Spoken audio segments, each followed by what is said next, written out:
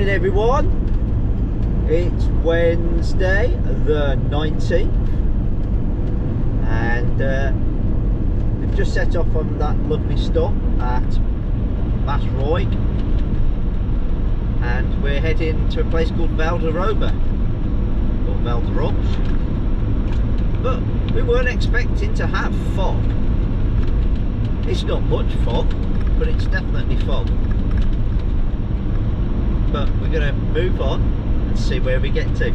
This is meant to be a wonderful town with a castle and all sorts of things. He'll be happy. So we will see.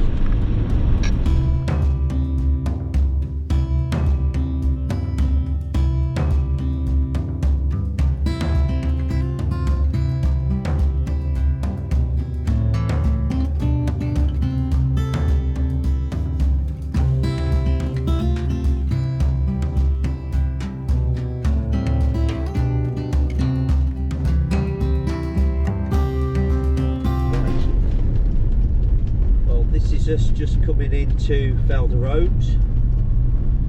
You can see the castle, or I'm going to call it a castle or a church on the hill. Turn left, then turn right. We're just going to try and find our Aire, so we'll be keeping our signs out, our eyes out.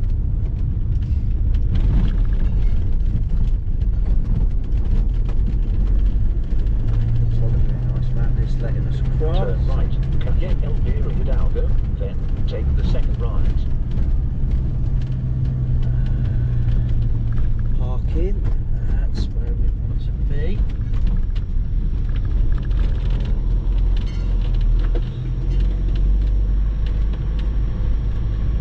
And it should... Turn right, then you have reached your destination. Yes. It is on your right. Come on.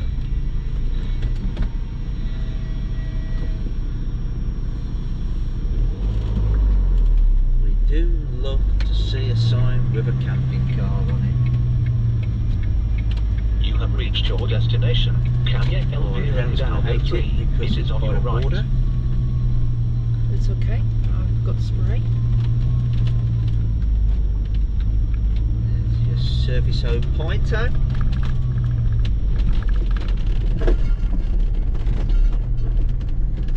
Oh, look at those Swissies that we were. And some British people. Wow, look at that. Look at that. Loads of Brits. Loads of Brits. What's going on? I don't know.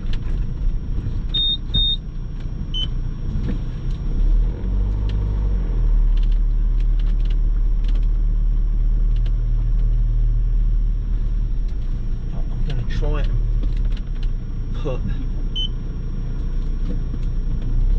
the vent into the shade. Okay.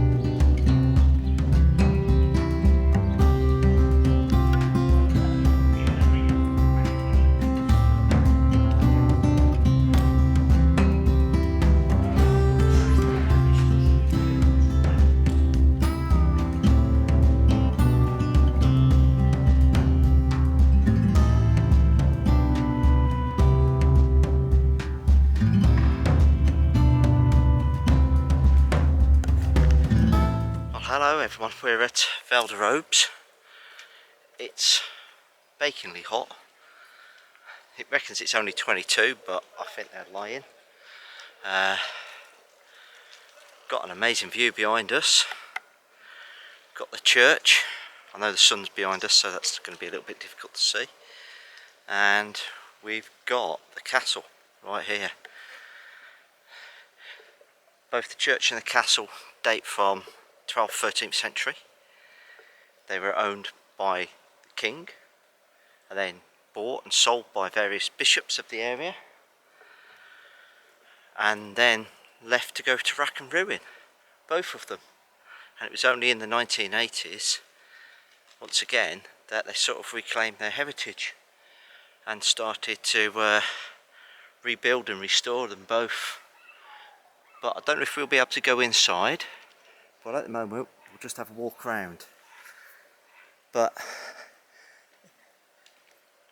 it's definitely getting there. We've got to be careful because this place seems to be full of cats, and when you got cats and a dog, one ran away and one attacked, so we are being very, very careful. We've got some really nice gardens down there as well, but that smells lovely and is shaded in the summertime.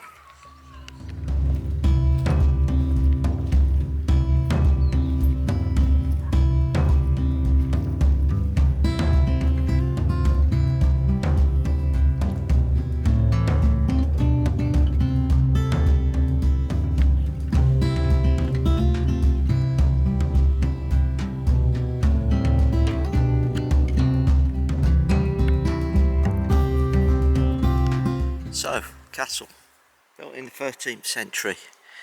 It was originally built to defend this area from Moorish attack.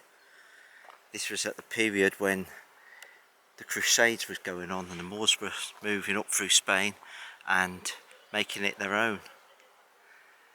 It then was taken by one bishop after another and was extended and rebuilt unto the point where the Black Death came in the 1400s and work stopped for nearly 40 years.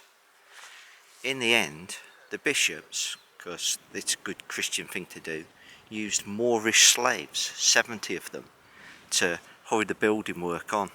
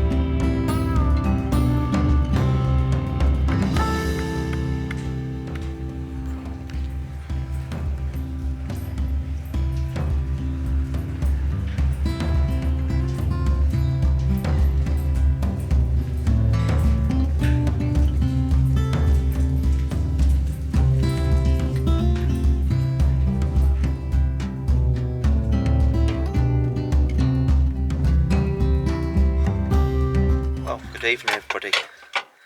Evening. It's our 18th anniversary. Yay, we made it. So far. Might make it to 20.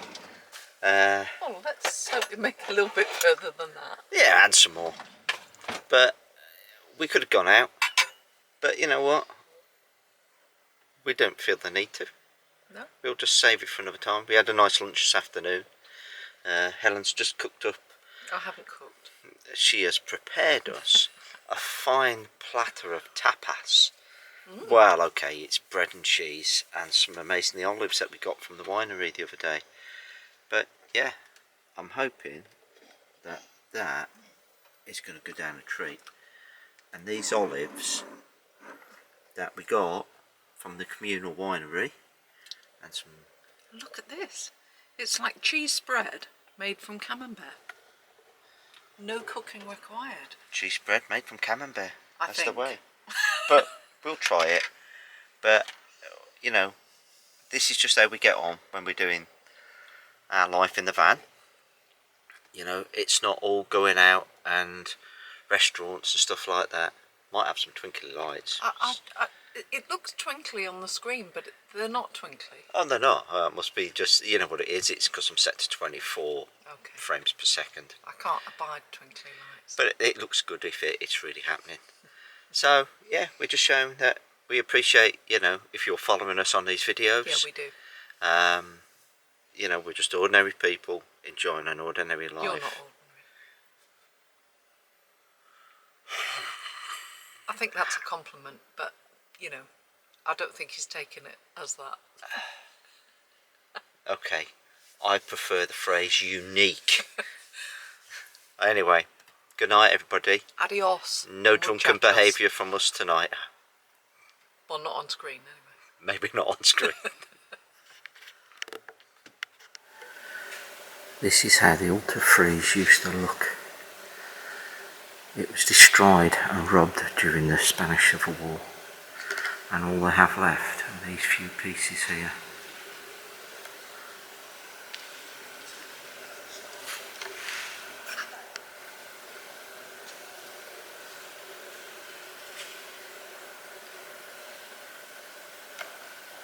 What a shame that through lack of care, worry, destruction, war, that all this has come to fall.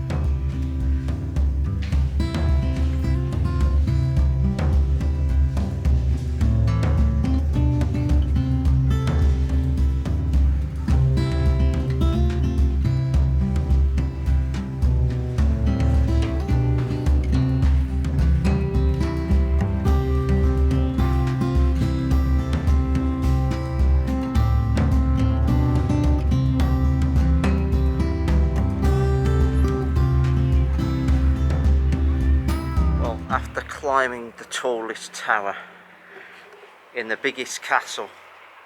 Shrek finally found his princess. And the right shape, but perhaps not the right colour. It's daylight, you're perfect.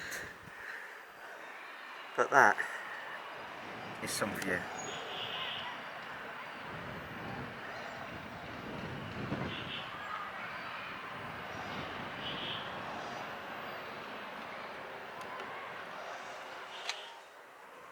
So the castle and the fortress that you can see in front of us, that we've just toured around, it had its beginnings in the 12th century when it was built to defend the lands from the Moorish invasion.